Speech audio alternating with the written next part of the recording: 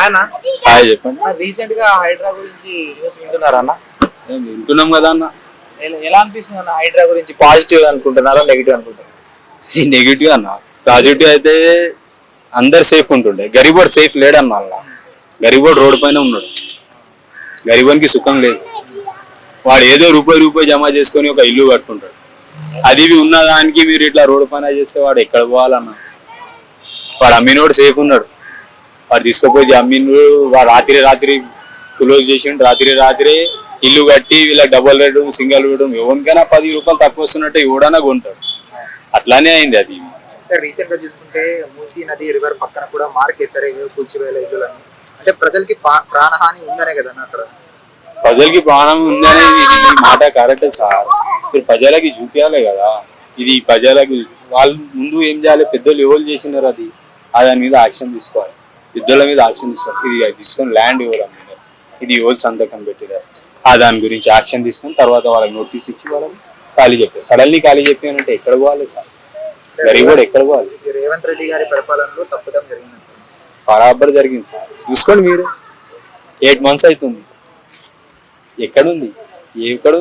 మన అదే కేసీఆర్ సార్ ఉంటే కనీసం అంటే ఒక లెటర్ కూడా ఇవ్వకుండా డైరెక్ట్ గా ఇంటికి నోటీసులు కూడా ఇవ్వకుండా ఇంటిని కూల్చేస్తున్నారండి. 2 hours ముందు ఇస్తే ఎక్కడ పోతారు? 2 hours ముందు ఇప్పుడు మీకు వెళ్ళిపోమంటే మీరు 7 దాకా వెళ్తారు. మీరు సామాన్ ఖాళీ చేసుకొని వెళ్ళొచ్చా? వెళ్ళలేరు. ఇది అంతే. మీరు ప్రజలు ఏం కోరుకుంటున్నారంట? ప్రజలు మంచిగా చేయాలి. అంటే హైడ్రా వల్ల వర్షాలు పడుతున్నప్పుడు నీళ్ళు కూడా చెరువులు తవ్వుతున్నారు. అవును సార్, ఆ మాట నిజం. నేను కూడా అంటున్నా, అది చేస్తున్నది మంచిదే, కానీ గరీబోనికి ఇది అవుతున్నా సార్. అది గరీబోనికి ఎట్లా చేయాలి మీరు అంటే నోటీస్ అని ఇవ్వాలి. ఒక month 2 months టైం అని ఇవ్వాలి. వాడు ఎక్కడైనా సెట్ అవుతాడు.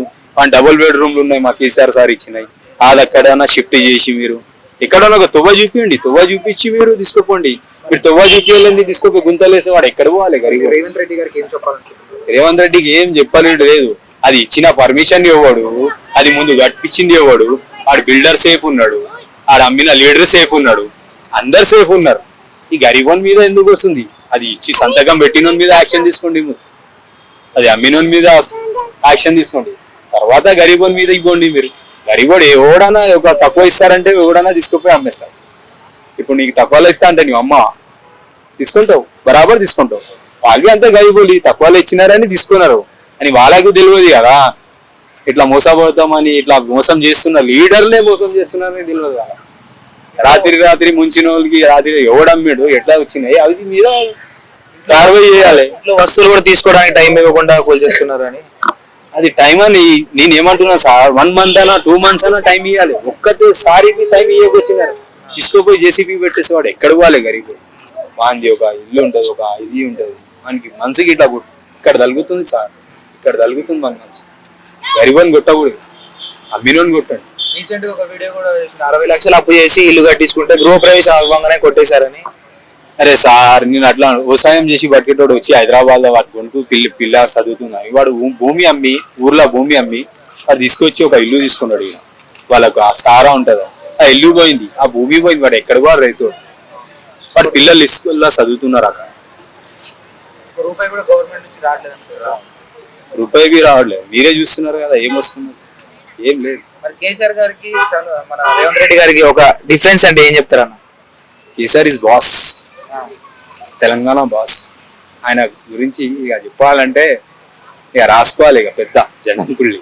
ఆయన బరాబరి చేయలేరు, ఎవరు చేయలేరు. Thank you.